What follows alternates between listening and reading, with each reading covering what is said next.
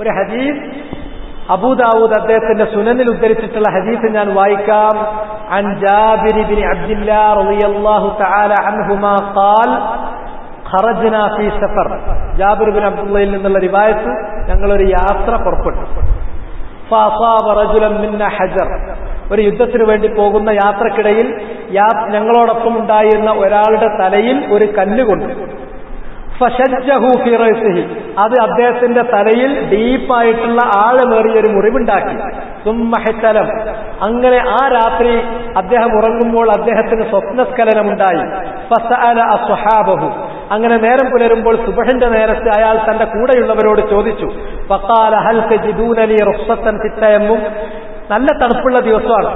ആ തണുപ്പിൽ കുളിച്ചിട്ടുണ്ടെങ്കിൽ ഈ മുറിവിൽ നിന്ന് നന്നായിട്ട് ചോര വരും, ബ്ലീഡ് ചെയ്യും, അവസാനം അത് നാശത്തിന് കാരണമാകാം. അതുകൊണ്ട് നിങ്ങൾ എനിക്ക് വല്ല റുഖ്സയും കാണുന്നുണ്ടോ, വിട്ടുവീഴ്ചയുണ്ടോ, തയമ്മം ചെയ്താൽ മതിയാകുമോ? ഫഖാലു മാ നജിദു ലക റുഖ്സ. ഏയ്, ഇഹ്തിലാമുണ്ടായില്ലേ, അതുകൊണ്ട് നീ കുളിക്കണം, തയമ്മം മതിയാവില്ല എന്ന് പറഞ്ഞു. വഅൻത തഖദിറു അലൽ മാ. നിനക്കാണെങ്കിൽ വെള്ളം ഉപയോഗിക്കാൻ എന്താ കുഴപ്പം, അതിന് കഴിയലോ, അതുകൊണ്ട് നീ കുളിക്കണം എന്ന് പറഞ്ഞു. ഫഗതസൽ. അയാൾ കുളിച്ചു. ഫമാസ. അയാൾ മരിക്കുകയും ചെയ്തു. അത് കാരണത്താൽ. അത് അതിനുള്ള സബബായി എന്ന് മാത്രം. മരണം എന്നുള്ള അള്ളാന്റെ തീരുമാനം അനുസരിച്ച്. പക്ഷെ അതിനുള്ള സബബായത് ഇതാണ്. ഫലമ്മ ഖദിംനാ അലൻ നബി സല്ലല്ലാഹു അലൈഹി വസല്ലം. ഞങ്ങളെ നിയോഗിച്ച ദൗത്യം പൂർത്തീകരിച്ച് ഞങ്ങൾ യാത്ര അവസാനിപ്പിച്ച് മദീനയിൽ വന്ന് റസൂലുള്ളാഹിന്റെ അടുക്കൽ എത്തിയപ്പോൾ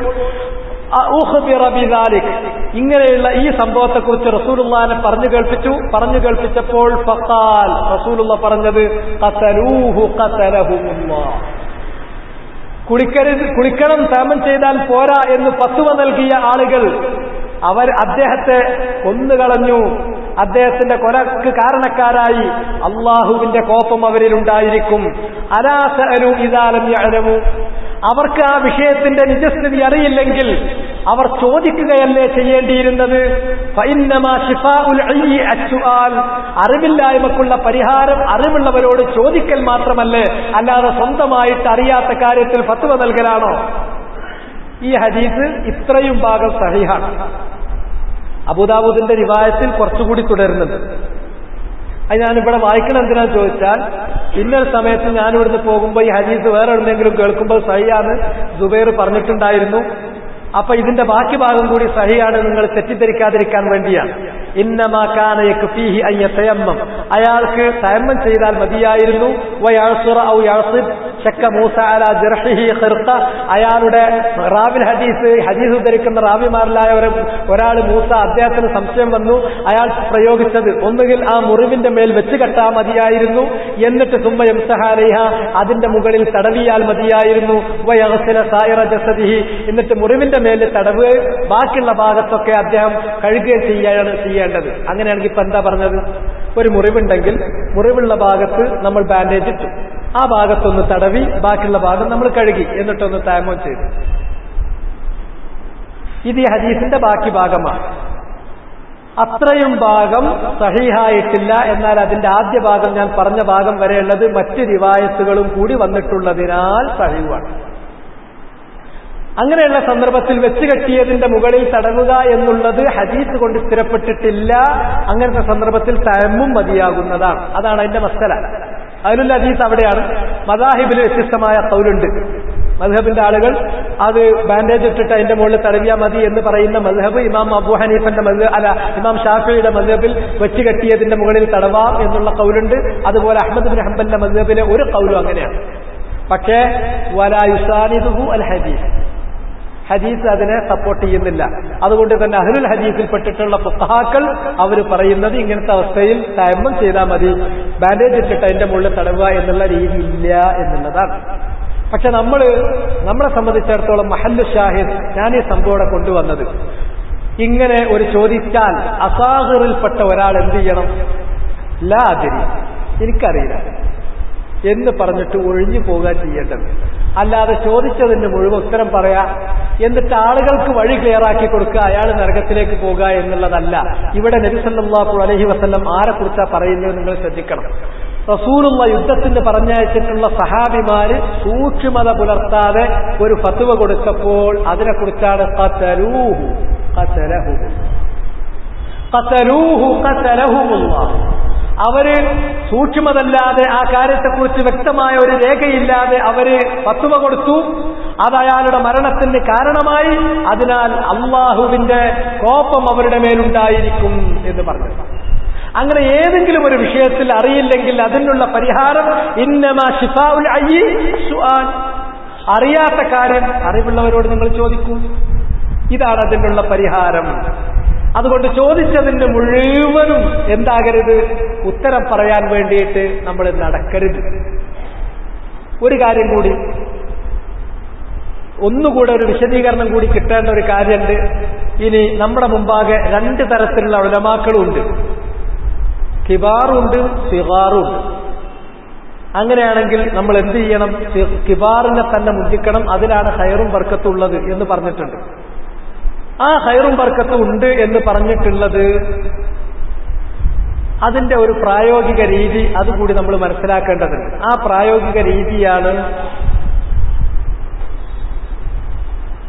അതിന്റെ പ്രായോഗിക രീതിയാണ് ദീർഘമായൊരു ഹദീസിൽ വന്നിട്ടുള്ളത്. അത് പല തവണ, ഒന്നിലധികം തവണ ഈ പള്ളിയിൽ വെച്ച് തന്നെ ഞാൻ വിശദീകരിച്ചിട്ടുള്ളത് കൊണ്ട് ഞാനത് പൂർണ്ണമായി വായിക്കാൻ ഉദ്ദേശിക്കുന്നില്ല. അബ്ദുല്ലാഹി ഇബ്നു മസ്ഊദ് റളിയല്ലാഹു തആല അൻഹു കൂഫയിൽ അമീറായിരിക്കുന്ന കാലത്ത് കൂഫ പള്ളിയിൽ ചെറുപ്പക്കാർ വന്ന് ദിക്റിന്റെ ഹൽഖ ഉണ്ടാക്കിയ സംഭവം ഇമാം ദാരിമി അദ്ദേഹത്തിന്റെ സുനനിൽ ഉദ്ധരിച്ചിട്ടുള്ള ആ സംഭവം. അബൂ മൂസൽ അശ്അരി റളിയല്ലാഹു തആല അൻഹു നല്ല പണ്ഡിതനാണ്, റസൂലുള്ളാഹിന്റെ സഹാബി വര്യനാണ്. അദ്ദേഹം അത് കണ്ടപ്പോ ഇതാ മിനിറ്റുകൾക്കകം അദ്ദേഹത്തെക്കാളും പാണ്ഡിത്യമുള്ള അധികാരമുള്ള അബ്ദുല്ലാഹി ഇബ്നു മസ്ഊദ് ഉണ്ടല്ലോ, അതുകൊണ്ട് അദ്ദേഹത്തിന്റെ ശ്രദ്ധയിൽപ്പെടുത്തി അദ്ദേഹം നടപടിയെടുക്കട്ടെ എന്ന് തീരുമാനിച്ചു. അവരെ എന്താ ചെയ്തത്? ആ കാര്യം തെറ്റാണ് എന്ന് മനസ്സിലായിട്ട് പോലും അബൂ മൂസൽ അശ്അരി കിബാറിനെ ആദരിക്കുക, തൗഖീറു കിബാരിൽ ഉലമാ, അക്കാബിറിനെ നമ്മൾ ബഹുമാനിക്കുന്നതിനെ, ഇൽമു കൂടുതലുള്ള ആളെ കൂടുതൽ ബഹുമാനിക്കുന്നതിന്റെ ഭാഗമായി അദ്ദേഹം ഒരക്ഷരവും ഉണ്ടാതെ തൽക്കാലം അവിടുന്ന് പിൻവാങ്ങി അബ്ദുല്ലാഹി ഇബ്നു മസ്ഊദ് റളിയല്ലാഹു തആല അൻഹുവിന്റെ വീട്ടിന്റെ മുന്നിലേക്ക് പോയി. അദ്ദേഹം വീട്ടിൽ നിന്ന് പുറത്തിറങ്ങുന്നത് വരെ കാത്തുനിന്നു. പുറത്തിറങ്ങിയപ്പോ കാര്യം പറഞ്ഞു, ഞാൻ പള്ളിയിൽ ചില കാഴ്ചകൾ കണ്ടു, കണ്ടതൊന്നും മോശപ്പെട്ട കാര്യമല്ല, പക്ഷെ അൻകർതുഹു, നമ്മൾ ഇതുവരെ പരിചയിച്ച കാര്യമല്ല, പുതിയൊരു കാര്യമാണ്. അപ്പൊ അതെന്താന്ന് ചോദിച്ചു. അപ്പൊ പറഞ്ഞു, ഇൻ ഇഷ്ത ഫസതറ, നിങ്ങൾക്ക് ആയിഷല്ല നൽകുകയാണെങ്കിൽ നിങ്ങൾ നിങ്ങളെ കണ്ണുകൊണ്ട് കാണാൻ പോകുന്ന കാര്യമാണല്ലോ. കുറച്ച് ആളുകൾ ഇരുന്നിട്ട് ഹലക്ക ഉണ്ടാക്കിയിട്ടുണ്ട്. അബ്ദുല്ലാഹി ഇബ്നു മസ്ഊദ് റളിയല്ലാഹു തആല അൻഹു അവരുടെ അരികിലേക്ക് എത്തിയപ്പോൾ ആ ആളുകളെ അവരെ ശാസിക്കുകയും അവരെ പള്ളിയിൽ നിന്ന് പുറത്തേക്ക് വിടുകയും ചെയ്തു. ആ ആളുകൾ പിന്നീട് അവരെ ഞങ്ങൾ കണ്ടത് ഖവാരിജികളുടെ പക്ഷത്ത് ചേർന്ന് സഹാബത്തിനെതിരിൽ കുന്തം പ്രയോഗിക്കുന്ന, ആയുധം പ്രയോഗിക്കുന്ന ആളുകളായിരുന്നു അവർ. ഈ സംഭവത്തിൽ നമുക്കുള്ള മര്യാദ എന്താണ്? തഖ്ദീമുൽ അകാബിർ. അപ്പൊ ഇതിന്റെ ഒരു പ്രായോഗികമായ രൂപം, ചിത്രം നിങ്ങളുടെ മുന്നിൽ കിട്ടിയിരിക്കും. മെൻഹജ് എന്ന് പറഞ്ഞാൽ ഒരു ഇരുട്ടല്ല, അതൊരു വെളിച്ചം മാത്രമേ ഉള്ളൂ. ഓരോന്നും അതിന്റെ ആദ്യം മുതൽ നിങ്ങൾ നോക്കൂ. ജീവിതത്തിലെ എല്ലാ പ്രശ്നങ്ങളിലും, അത് ചെറുതാകട്ടെ വലുതാകട്ടെ, വൈയക്തികമാകട്ടെ കുടുംബപരമാകട്ടെ സാമൂഹ്യമാകട്ടെ, ഏത് മേഖലയിലാണെങ്കിലും അള്ളാഹുവിന്റെ വഹിയിലേക്ക് അതിനെ മടക്കിയേ പറ്റുള്ളൂ.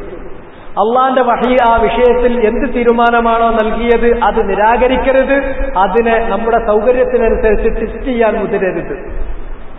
ഇത്തബിഉ മാ ഉൻസില ഇലൈക്കും മിർ റബ്ബിക്കും വലാ തത്തബിഉ മിൻ ദൂനിഹി ഔലിയ. അങ്ങനെ നമുക്ക് പിന്തുടരാനുള്ള മാ ഉൻസില ഇലൈക്കും മിർ റബ്ബിക്കും എന്നുള്ളത് കിതാബൻ വ സുന്ന, കിതാബും സുന്നത്തുമാണ്. അങ്ങനെ കിതാബും സുന്നത്തും നമ്മൾ എടുക്കുമ്പോൾ കിതാബ് അള്ളാഹു സംരക്ഷിക്കും. എന്നാൽ സുന്നത്തിന്റെ കാര്യത്തിൽ ഇടക്കാലത്ത് വഴീഫായ പല വചനങ്ങളും കൂട്ടിക്കലർത്താനുള്ള ശ്രമങ്ങൾ ഉണ്ടായിട്ടുണ്ട്, പക്ഷെ അത് വേർതിരിക്കപ്പെടുകയും ചെയ്തിട്ടുണ്ട്. അതുകൊണ്ട് തന്നെ സഹീഹായ ഹദീസുകൾ മാത്രമേ സ്വീകരിക്കാവുകയുള്ളൂ. ഇൻ ജാഅകും ഫാസിഖുൻ ബിനബഇൻ ഫതബയ്യനു അൻ തുസീബു ഖൗമൻ ബിജഹാലത്തിൻ ഫതുസ്ബിഹു അലാ മാ ഫഅൽതും നാദിമീൻ. അതുകൊണ്ടാണ് മഹാനായ മുഹമ്മദ് ഇബ്നു സീരീൻ പറഞ്ഞത്, ഇന്ന ഹാദൽ ഇൽമ ദീൻ ഫൻദുറു അമ്മൻ തഖുദൂന ദീനക്കും എന്ന് പറഞ്ഞിട്ടുള്ളത് അതുകൊണ്ടാണ്. അങ്ങനെ ശരിയായ നുസൂസുകൾ, ആസാറുകൾ നമ്മുടെ കയ്യിൽ കിട്ടിയാൽ അടുത്ത ഏറ്റവും വലിയ അപകടത്തിലേക്ക് അതാ നമ്മൾ പോകുന്നു. അതിന്റെ വാക്കുകൾ നമ്മൾ സ്വീകരിക്കുന്നു, അതിന്റെ ഫിഖ്ഹ് വേറെ നമ്മൾ വെച്ചു കൊടുക്കുന്നു, അതിന്റെ വ്യാഖ്യാനം അതിന്റെ വിവക്ഷ നമ്മുടെ വകയോ അല്ലെങ്കിൽ നമ്മളെപ്പോലുള്ള മറ്റു മനുഷ്യരെ ചമച്ചുണ്ടാക്കിയ വ്യാഖ്യാനമോ അതിലേക്ക് ചാർത്തിക്കൊടുക്കുന്നു. അത് പാടില്ല. അതുകൊണ്ട് തന്നെ അലാ മുറാദില്ല വ മുറാദി റസൂലില്ല, അള്ളാഹുവിന്റെ വിവക്ഷപ്രകാരം റസൂലുള്ളാഹിന്റെ വിവക്ഷപ്രകാരം തന്നെ ആ വചനങ്ങൾ മനസ്സിലാക്കണം, അത് ജീവിതത്തിൽ പ്രയോഗിക്കണം. അതിനുള്ള ശരിയായ വഴി എന്താണ്? സ്വഹാബത്തിനാണ് ഇത് ആദ്യം ഇറക്കിക്കൊടുത്തത്. അവരാണ് ആദ്യം അത് കേട്ടത്, അവരാണ് ആദ്യമായി അതനുസരിച്ച് ജീവിച്ചത്, അതിനെ ജീവിതത്തിൽ പ്രയോഗവൽക്കരിച്ചത്.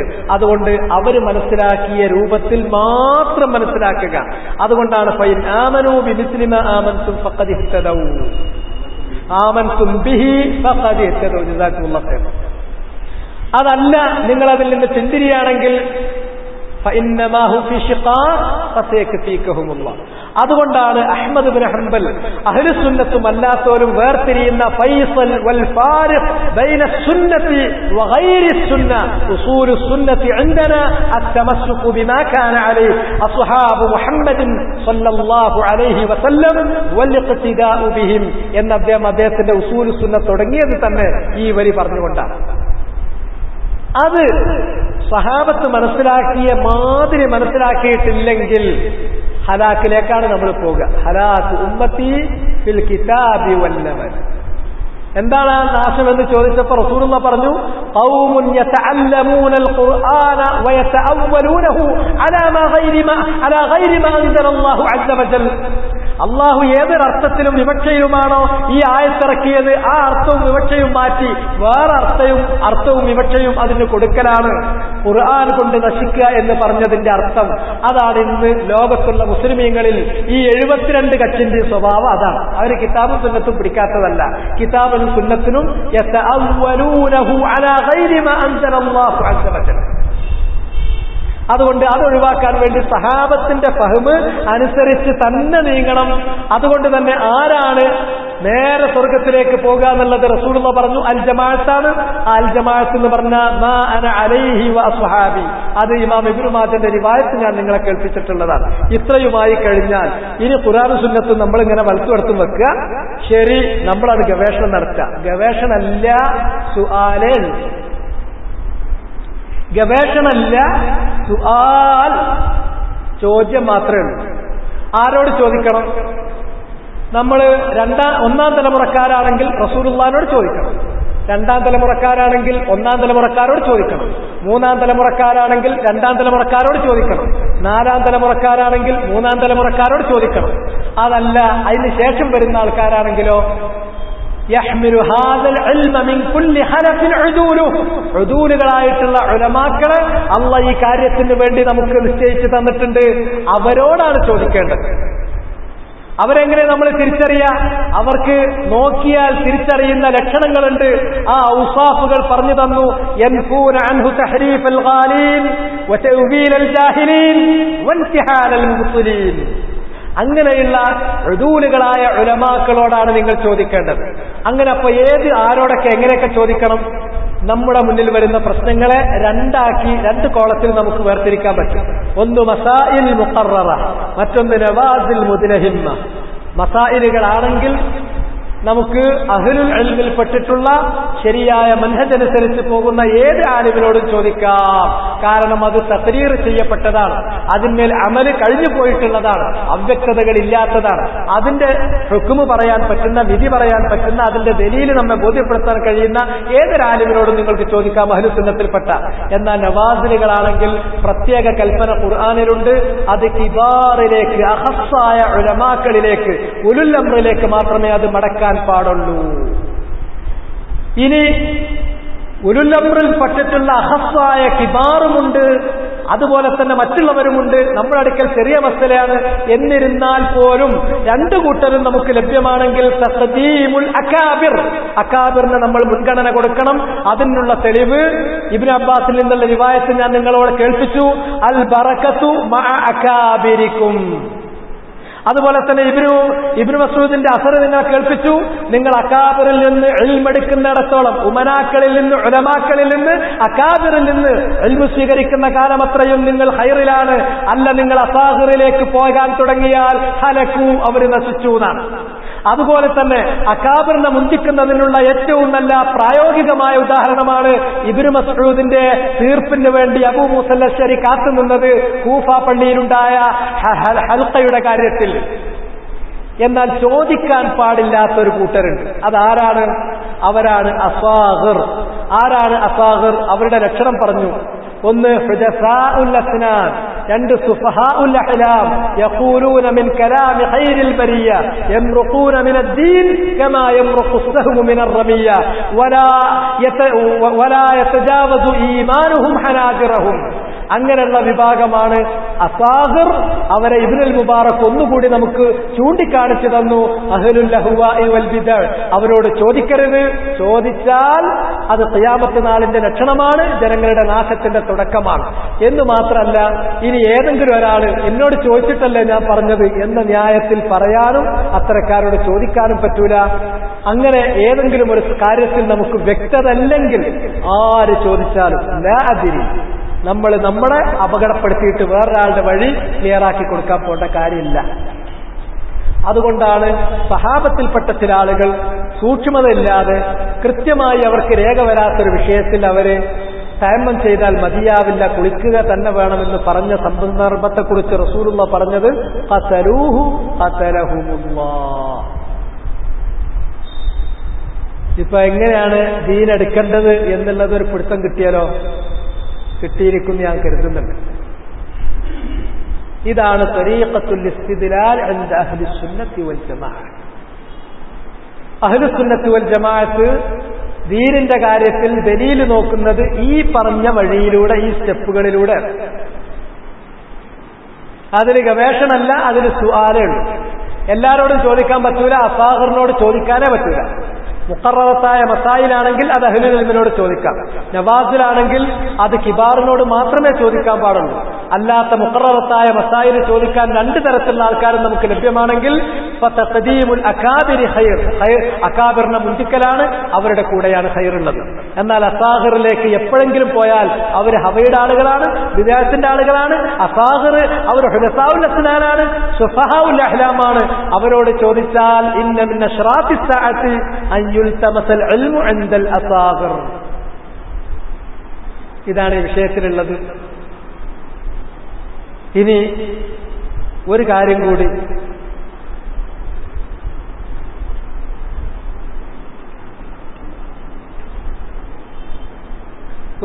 ഒരു വിഷയം കൂടി. ഏതാണ്ട് അരമണിക്കൂറോളം നമുക്ക് സമയമുണ്ട്. അതിനിടയ്ക്ക് ഒന്ന് രണ്ട് കാര്യങ്ങൾ ഇതുമായി ബന്ധപ്പെട്ടത് പറയാനുള്ളത്. നേരത്തെ ഞാൻ പറഞ്ഞു വന്നപ്പോൾ അങ്ങനെ സൂചിപ്പിച്ചു, മുഹമ്മദ് നബി സല്ലല്ലാഹു അലൈഹി വസല്ലമക്ക് മുമ്പ് പുരുഷന്മാരല്ലാതെ വേറെ ആരെയും അല്ലാഹ് റസൂലാക്കി റിസാലത്ത് നൽകി അയച്ചിട്ടില്ല. അപ്പൊ മറിയം ബീവിനെ റസൂലാക്കിയിട്ടില്ലേ എന്നുള്ള ചോദ്യമൊക്കെ ഉണ്ട്. മറിയം ബീവിനെ അള്ളാഹു റസൂലാക്കി എന്നുള്ളത് അഹ്ലു സുന്നത്തിന്റെ വിശ്വാസ പ്രമാണങ്ങളിൽപ്പെട്ട ഒരു കാര്യമല്ല. മറിയം ബീവിയെ സംബന്ധിച്ച് അള്ളാഹു തന്നെ നമ്മളോട് വിശദീകരിച്ച് തന്നിട്ട്, വിശേഷിപ്പിച്ച് തന്നിട്ടുള്ള പദം വ ഉമ്മുഹു സിദ്ദീഖ. ഈസ അലൈഹിസ്സലാമിന്റെ മാതാവിനെ കുറിച്ച് നബിയാണെന്ന് പറഞ്ഞിട്ടില്ല, ഖുർആനിലെ ഹദീസിലും പറഞ്ഞിട്ടില്ല, റസൂലാണെന്നും പറഞ്ഞിട്ടില്ല.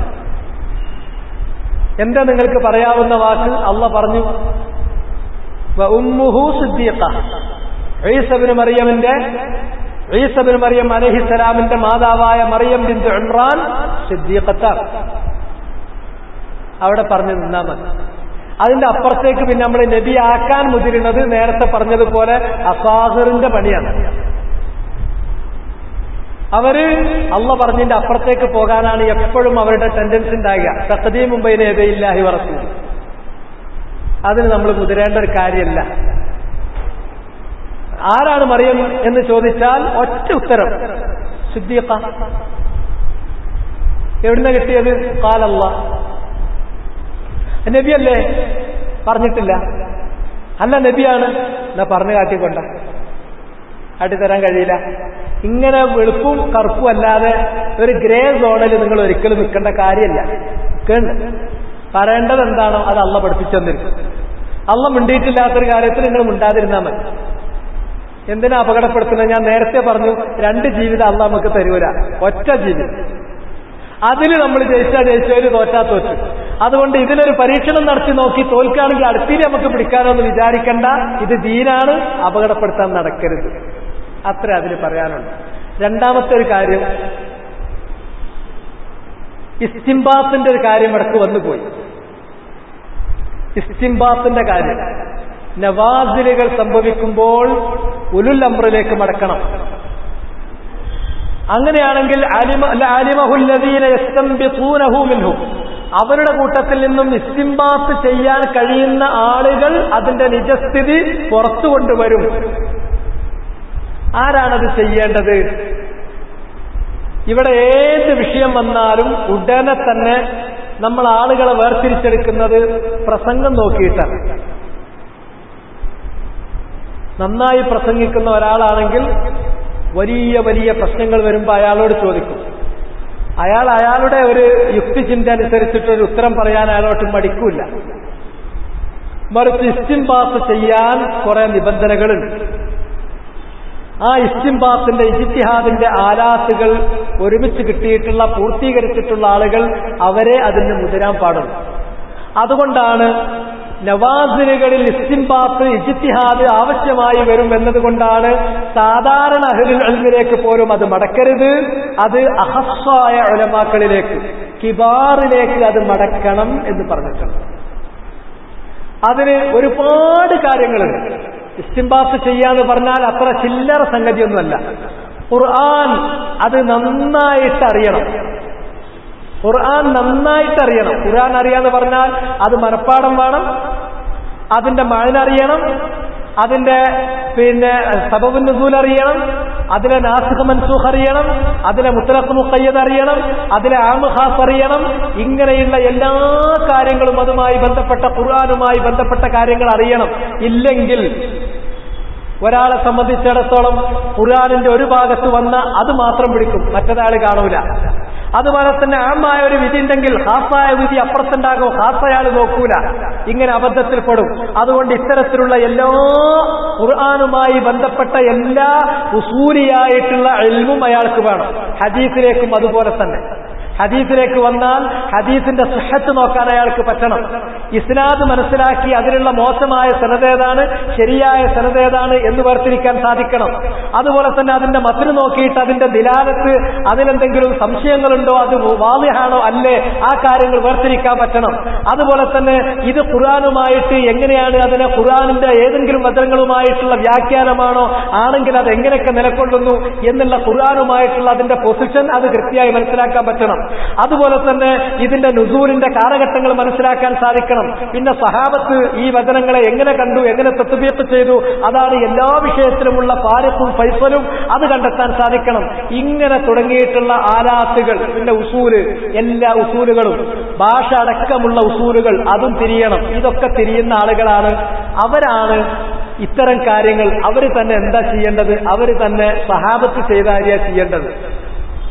ഒരു വിഷയം വരികയാണെങ്കിൽ അത് ഞാൻ നോക്കിക്കോളാം എന്നുള്ള നിലക്ക് ഒരാൾ അതിലേക്ക് മുന്നിട്ട് ഇറങ്ങരുത്. ഇബ്നു അബീ മുലൈക്ക ഉദ്ധരിക്കുന്ന ഒരു സംഭവം പറയാണ്. 30 സഹാബിമാരിയ്ക്കുന്ന ഒരു സദസ്സിൽ ഒരാൾ വന്നിട്ട് സംശയം ചോദിച്ചു. സംശയം ചോദിച്ചപ്പോ ഓരോരുത്തരും തൊട്ടടുത്ത ആളിലേക്ക് വെല്ല അത് മാറ്റി. എന്തുകൊണ്ടാ മാറ്റിയത്? തൊട്ടടുത്ത എന്റെ കൂട്ടാളി അയാളത് പറഞ്ഞിരുന്നുവെങ്കിൽ ഞാനത് പറയാതെ രക്ഷപ്പെടുകയായിരുന്നു എനിക്ക് നല്ലത് എന്നെ അവരാഗ്രഹിച്ചത്. അവസാനം ആദ്യം ചോദിച്ച ആളുടെ അടുക്കലേക്ക് എന്നെ വീണ്ടും വന്നപ്പോൾ എല്ലാവരും ഇതേ കാര്യം, ഇതേ സൂക്ഷ്മത പുലർത്തിയാൽ ഇനി പറയാതിരിക്കാൻ നിവൃത്തിയില്ലല്ലോ. ഒരാളത് പറഞ്ഞു കൊടുക്കണം, എൽമു മറച്ചു പിടിക്കാൻ പറ്റില്ല. അതുകൊണ്ട് ആദ്യം ചോദിച്ച ആളിലേക്ക് വന്നപ്പോ അയാളത് പറഞ്ഞു. 30 സഹാബിമാരിയ്ക്കുന്ന ഒരു സദസ്സിൽ ഇബ്നു അബീ മുലൈക്കന്റെ സംഭവം അതാണ് പറയുന്നത്. ഇങ്ങനെ ഒഴിയാണ് പരമാവധി നല്ലത്. കാരണം എപ്പോഴും എന്താന്ന് ചോദിച്ചാൽ വളരെ സൂക്ഷിച്ച് ജീവിച്ചിട്ടുള്ള, ജീവിതത്തിൽ തന്നെ സ്വർഗം കൊണ്ട് നബി സല്ലല്ലാഹു അലൈഹി വസല്ലം സുവിശേഷം അറിയിച്ച ഉമർ ഇബ്നുൽ ഖത്താബ് റളിയല്ലാഹു തആല അൻഹു അദ്ദേഹം പറഞ്ഞത് ദുനിയാവിന്റെ അവസ്ഥയെക്കുറിച്ച്, ഞാൻ ദുനിയാവിൽ നിന്ന് പുറത്തേക്ക് പോരുമ്പോ മാ അലയ്യ വലാലിയ, എനിക്കൊന്നും ഇവിടുന്നില്ല, കുഴപ്പമില്ല, പക്ഷെ എന്റെ പേരിൽ ഒരു ബാധ്യത ഇല്ലാതിരുന്നാൽ മതിയായിരുന്നു. ഒന്നും എനിക്ക് അനുകൂലമായിട്ടില്ലെങ്കിലും എനിക്കെതിരായിട്ടൊന്നുമില്ലാതെ ഇവിടുന്ന് രക്ഷപ്പെടാൻ കഴിഞ്ഞാൽ മതിയായിരുന്നു. ഇങ്ങനെയാണ് അവരൊക്കെ സൂക്ഷിച്ചത്. ആ സൂക്ഷ്മതയിലേക്ക് പോകലാണ് ആ വിഷയത്തിൽ ഏറ്റവും നല്ലത്. അല്ലാതെ ഞാൻ തന്നെയാണ് അനലഹ ഞാൻ അതിനുള്ള ആള് ഞാനാണ് എന്ന് പറഞ്ഞ് മുന്നോട്ട് പോകാവുന്ന ഒരു കാര്യമല്ല ഖുസിയ എന്നുള്ളത്.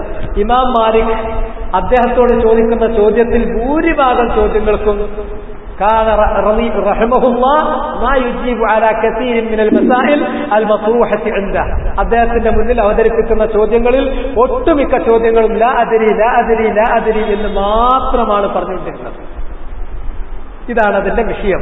അതുകൊണ്ട് ഇജ്തിഹാദ് എന്നുള്ളത്, ഇസ്തിംബാത്ത് എന്നുള്ളത് ഒരു സാധാരണക്കാർക്ക് ചെയ്യാനുള്ള വിഷയമല്ല. അതിന്റെ ആരാത്തുകൾ പലതാണ്.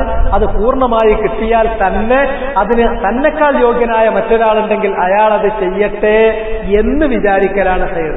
അങ്ങനെ ഈ ഭൂമിയിൽ നിന്ന് പുറത്തേക്ക് പോകുമ്പോൾ മാലയ്യ വലാലിയ എന്തെങ്കിലും സമാധാനിക്കാവുന്ന ഒരവസ്ഥയിലേക്ക് നമ്മൾ പോവുകയാണ് ചെയ്യേണ്ടത്. ഇതാണ് ഇതിൽ സൂചിപ്പിക്കാനുള്ളത്. ഇനിയുള്ളത് ഇന്നത്തെ ജനങ്ങൾ ഇങ്ങനെ സ്വീകരിക്കേണ്ടതിന് പകരം എങ്ങനെ സ്വീകരിക്കുന്നു എന്നുള്ളത് നോക്കാം. ഇന്ന് ഇവർ സ്വീകരിക്കുന്ന രീതികൾ കുറച്ചുകൂടി വ്യത്യസ്തമാണ്. ഇന്ന് ദീൻ സ്വീകരിക്കുന്ന രീതിയെ കുറിച്ചിട്ട് നമുക്ക് പറയാം. ഇന്ന് ദീൻ സ്വീകരിക്കുന്നത് ഒരു പക്ഷപാത മനസ്ഥിതിയോടുകൂടിയാണ്. പക്ഷപാത മനസ്ഥിതിയോടുകൂടിയാണ്. ഹക്കിനു വേണ്ടിയല്ല. ഹക്ക് എന്ന് പറയുന്നത് ആളുകൾക്കനുസരിച്ചാണ്. ഇന്ന ആള് പറഞ്ഞാൽ അത് ഹക്കാണ്, ഇന്ന ആള് പറഞ്ഞിട്ടില്ലെങ്കിൽ ഹക്കല്ല. ഇന്ന പാർട്ടി ചെയ്താൽ അത് ന്യായമാണ്, ഇന്ന പാർട്ടി ചെയ്യാത്തതൊക്കെയാണ് അന്യായം. ഇത് ഓരോരുത്തർക്കും കാണാം. പാർട്ടിയിലുള്ള ആൾക്കാർക്ക് തന്നെ ബോധ്യമാണ്. അത് നമ്മളെ പാർട്ടി ചെയ്യുമ്പോൾ അത് സുന്നത്തായിരിക്കും, അത് നമ്മളെ പാർട്ടിയല്ല മറ്റേ പാർട്ടി ചെയ്ത് വിചാരിച്ചാൽ വിചാരിച്ചുപോകും. തഅസ്സുബാണ് എല്ലാ മനുഷ്യരുടെയും മനസ്സിൽ. എല്ലാ മനുഷ്യരുടെയും എന്ന് പറഞ്ഞാൽ ഇല്ലാ മൻ റഹിമഹുല്ലാഹ് വ ഖലീലും മാഹു. വളരെ അപൂർവം ചില വ്യക്തികൾക്ക് അല്ലാഹ് റഹ്മത്ത് കൊടുത്തിട്ടുണ്ടാകും. അവർ ഈ പക്ഷപാതിത്വത്തിൽ നിന്ന് മുക്തരാണ്. അതല്ലാത്ത ഒട്ടുമിക്ക ആളുകളും പക്ഷപാതത്തിന്മേലാണ് അവരുടെ ദീനിനെ, അള്ളാന്റെ ദീനിനല്ല അവരുടെ ദീനിനെ അവർ പടുത്തുയർത്തിയിരിക്കുന്നത് തഅസ്സുബിലാണ്. എന്താണ് തഅസ്സുബ്? عن أبي هريرة رضي الله تعالى عنه عن النبي صلى الله عليه وسلم أنه قال من خرج من الطاعة وفارق الجماعة فمات ميتة جاهلية ومن قاتل تحت راية علمية يغلب لعصبة أو يدعو إلى عصبة أو ينصر عصبة فقتل فقتلة جاهلية ومن خرج على أمتي يضرب برها وفاجرها ولا يتحاشى من مؤمنها ولا يفي لذي أهد عهده فليس مني ولست منه. ഇമാം മുസ്ലിം അദ്ദേഹത്തിന്റെ സഹീഹിൽ ഉദ്ധരിച്ചിട്ടുള്ള ഹദീസാണ്. അബൂ ഹുറൈറയിൽ നിന്നുള്ള റിവായത്ത് നബി സല്ലല്ലാഹു അലൈഹി വസല്ലം പറഞ്ഞു, മൻ ഖറജ മിനൽ ത്വാഅഹ്, ഒരാൾ ത്വാഅത്തിൽ നിന്ന് പുറത്തേക്ക് പോയി. ത്വാഅത്ത് എന്ന് പറഞ്ഞിട്ടുണ്ടെങ്കിൽ സമഅൻ വ ത്വാഅഹ്, നിങ്ങൾ പറയുന്നത് ഞാൻ കേൾക്കാം, അനുസരിക്കാം. കാരണം അല്ലാഹു നിങ്ങൾക്ക് സുൽത്താൻ നൽകിയിരിക്കുന്നു. നിങ്ങൾ അനുസരിക്കുക എന്നുള്ളത് അള്ളാഹു ദീനാക്കി വെച്ചിരിക്കുന്നു. വ ഉലുൽ അംരി മിൻകും, നിങ്ങളിൽപ്പെട്ടിട്ടുള്ള ഉലുൽ അംറിനെ നിങ്ങൾ അനുസരിക്കണം എന്ന സൂറത്തു നിസായിലെ കൽപ്പന പ്രകാരം നിങ്ങൾ പറയുന്നത് കേൾക്കുന്നതും അനുസരിക്കുന്നതും ദീനാണ്. അതുമായിട്ടാണ് നാളെ അള്ളാഹുവിനെ ഞാൻ കണ്ടുമുട്ടേണ്ടി വരിക, അതിന് ഞാൻ കണക്ക് ബോധിപ്പിക്കേണ്ടി വരും. അതുകൊണ്ട് നിങ്ങൾ പറയുന്നത് ഞാൻ കേൾക്കാം എന്ന് പറയുന്ന അനുസരണ പ്രതിജ്ഞയിൽ നിന്ന് ഒരാൾ പുറത്തു പോയാൽ വഫാറഖൽ ജമാഅ, അങ്ങനെ ഒരു ഭരണാധികാരിക്ക് കൊടുത്തിരിക്കുന്ന അനുസരണ പ്രതിജ്ഞ ലംഘിച്ച് ആ ഭരണാധികാരിയുടെ പ്രജയിൽ നിന്ന് ബൈഅത്ത് ലംഘിച്ച് ജമാഅത്തിൽ നിന്ന് ഒരാൾ പുറത്തു പോയാൽ ഫമാത, അങ്ങനെ അയാൾ മരിച്ചാൽ ഫമാത മീതത്തൻ ജാഹിലിയ, ജാഹിലിയ മരണമാണ് അയാൾ മരിക്കുന്നത്. ജാഹിലിയത്തിൽ അങ്ങനെയാണ്. ഒരു നിയന്ത്രണമല്ലാതെ, ഒരു വ്യവസ്ഥയുമില്ലാതെ, ഒരു ചിട്ടയുമില്ലാതെ ഓരോരുത്തരും സ്വന്തം കാര്യം ഒറ്റക്ക് എന്നുള്ളതായിരുന്നു. അങ്ങനെയല്ല. മുസ്ലിമീങ്ങളുടെ മസാലിഹുകൾ അത് പൂർത്തീകരിക്കുന്നതിന് വേണ്ടി അള്ളാഹു നിയമങ്ങൾ നിശ്ചയിച്ചിട്ടുണ്ട്. ആ നിയമങ്ങളിൽപ്പെട്ടതാണ് മുസ്ലിമീങ്ങൾ കൂടുതലുള്ള ഒരു നാട്ടിൽ അവർക്ക് ഒരു ഭരണമുണ്ടാകണം, ഭരണകർത്താവുണ്ടാകണം. ആ ഭരണകർത്താവിനെ എല്ലാവരും ബൈഅത്ത് കൊടുക്കണം, ആ ഭരണകർത്താവിനെ അനുസരിക്കണം. ആ ഭരണകർത്താവിനെ അനുസരിക്കുന്ന ആളുകൾ അൽ ജമാഅത്താണ്. അവർ ജമാഅത്തുൽ മുസ്ലിമീൻ. അവരുടെ തലപ്പത്ത് അവർക്ക് ബൈഅത്ത് കൊടുത്തിട്ടുള്ള ഇമാമുണ്ട്. ആ ഇമാമിനുള്ള ബൈഅത്ത് ലംഘിച്ച് ആ ജമാഅത്തിൽ നിന്ന് ഒരാൾ പിരിഞ്ഞാൽ എനിക്ക് ഞാൻ മതി, ഞാൻ ഒറ്റക്ക് നിന്നോളാം എന്ന് പറഞ്ഞാൽ ഫമീസത്തുൻ ജാഹിലിയ്യ, അത് ജാഹിലിയ്യത്തിന്റെ സ്വഭാവത്തിലുള്ള മരണമാണ്. എന്നിട്ട് പറഞ്ഞു വമൻ ഖാതല തഹ്ത റായത്തിൻ ഉൽമിയ്യ, ഒരാൾ യുദ്ധത്തിന് പോകുകയാണ്, സമരം ചെയ്യാൻ, ഏത് തരത്തിലാണെങ്കിലും ശരി, വാളും കൊണ്ടെടുത്തിട്ടുള്ളതാണെങ്കിലും അല്ലെങ്കിലും ശരി, ഒരാൾ സമരം ചെയ്യുന്നു, യുദ്ധം ചെയ്യുന്നു. എവിടെ? തഹ്ത റായത്തിൽ, ഒരു കൊടിക്ക് കീഴിൽ. ആരാണ് ആ കൊടി കെട്ടിയത്? ആ കൊടി കെട്ടിയവന്റെ യോഗ്യത എന്ത്? അത് നമുക്കറിയില്ല. ഉൽമിയ്യ, അത് അന്ധമായ കൊടിയാണ്. നമുക്ക് ക്ലിയർ ആയിട്ട് പറയാൻ പറ്റൂല. ആ കൊടി കെട്ടിയയാൾക്ക് അത് കൊടി കെട്ടാനുള്ള അധികാരം നിയമാനുസൃതമായ നിലക്ക് അതിനുള്ള അധികാരം അയാൾക്കുണ്ടോ? അയാൾ കൊടികെട്ടിയത് അയാളിൽ ഏൽപ്പിക്കപ്പെട്ടിരിക്കുന്ന നിക്ഷിപ്തമായിരിക്കുന്ന അധികാരപ്രകാരമാണോ? നമുക്ക് പറയാൻ പറ്റൂല. അതില്ല. മറിച്ച് അന്ധമായ ഒരു കൊടി. ആരൊക്കെ പറഞ്ഞു നമ്മളൊരു പാർട്ടിയാണ്, ആരൊക്കെ പറഞ്ഞു ആ കൊടി ഉയർത്ത്, പിന്നിൽ നിൽക്ക്, നമ്മൾ നിന്നു. അന്ധമായ ഒരു കൊടിക്ക് കീഴിൽ ഒരാൾ സമരം ചെയ്താൽ എന്നിട്ട് അവനൊരു സംഘത്തിന് വേണ്ടി, അവനൊരു കൂട്ടത്തിന് വേണ്ടി, ഒരു സംഘത്തിന് വേണ്ടി അവൻ കോപിക്കുന്നു. അങ്ങനെ ഒരു സംഘബോധമുണ്ടാക്കി, ഗ്രൂപ്പ് ഫീലിംഗ് ഉണ്ടാക്കി, ആ ഗ്രൂപ്പിന് വേണ്ടിയിട്ട് ആ ഗ്രൂപ്പിലേക്ക് അവൻ ക്ഷണിക്കുന്നു. അല്ലെങ്കിൽ ഹക്ക് നോക്കാതെ ആ സംഘം പറയുന്നതിന് ആ സംഘത്തിനെ അനുകൂലിക്കുക, അവൻ ആ സംഘത്തെ സഹായിക്കുക എന്ന നിലപാട് കൈക്കൊള്ളുന്നു. എന്നിട്ട് അതിന്റെ പിന്നിൽ നിന്നിട്ട് ഒരാൾ ആ കൊടിക്ക് പിന്നിൽ നിന്ന് യുദ്ധം ചെയ്ത് മരിച്ചാൽ രക്തസാക്ഷിയല്ല, ഫഖുത്തിലത്തുൻ ജാഹിലിയ്യ, അതിൽ വധിക്കപ്പെട്ടാൽ ജാഹിലിയ്യത്തിൽ മരിച്ച മരണമാണത്. വമൻ ഖറജ അലാ ഉമ്മത്തി, ആരെങ്കിലും എന്റെ ഉമ്മത്തിനെതിരിൽ പൊട്ടിപ്പുറപ്പെടുന്നു, യവരിബു ബർറഹ വഫാജിറഹ, ഈ ഉമ്മത്തിലുള്ള നല്ലവരും ചീത്തവരുമായ ആളുകളെ വെട്ടിക്കൊണ്ട്, വലാ യതഹാശാ മിൻ മുഅ്മിനിഹ, അതിൽപ്പെട്ട മുഅ്മിനീങ്ങളായ ആളുകളെ വെട്ടാതെ, മുഅ്മിനിന്റെ രക്തം പവിത്രമാണ്, അതിൽ ഒരു സൂക്ഷ്മതയും പുലർത്താതെ ഈ ഉമ്മത്തിലുള്ള ആളുകളെ അവരോട് യുദ്ധം ചെയ്യാൻ വേണ്ടി ഒരാൾ വരികയാണെങ്കിൽ, വലാ യഫീ ലിയഹദിൻ അഹദ, അല്ലാഹു നൽകിയിട്ടുള്ള ഉടമ്പടി, ആ ഉടമ്പടി ആർക്ക് നൽകിയോ അവൻ ആ ഉടമ്പടി പൂർത്തീകരിച്ചു കൊടുക്കാതെ ഈ ഉമ്മത്തിൽപ്പെട്ട മുഅ്മിനീങ്ങളുടെ രക്തം ചിന്തുന്ന തരത്തിൽ ഒരാൾ യുദ്ധത്തിന് വന്നാൽ, ഫലൈസ മിന്നീ വലസ്തു മിൻ, ഞാൻ അവനിൽപ്പെട്ടവനല്ല, അവൻ എന്നിൽപ്പെട്ടവരുമല്ല, ഞാനും അവരുമായി യാതൊരുവിധ ബന്ധവുമില്ല. ഈ ഹദീസ് മനസ്സിലവിടെ കുറിച്ചിട്ടു. ഇമാം മുസ്ലിമിന്റെ 3436 നമ്പർ ഹദീസാണ്. നമ്പറിന് വലിയ വിലയൊന്നും ഇല്ലട്ടോ. അഥവാ ആരെങ്കിലും കിതാബ് തെറിയാണെങ്കിൽ അതിനു വേണ്ടി പറഞ്ഞു എന്ന് മാത്രം. ആ ഹദീസ് നിങ്ങൾ പല തവണ വായിച്ചിട്ട് എന്താണ് ഇവിടെ ഉയർത്തപ്പെടുന്ന, ഇസ്ലാമിന്റെ പേരിൽ ഉയർത്തപ്പെടുന്ന കൊടികൾ എന്താണ്? ആ കൊടി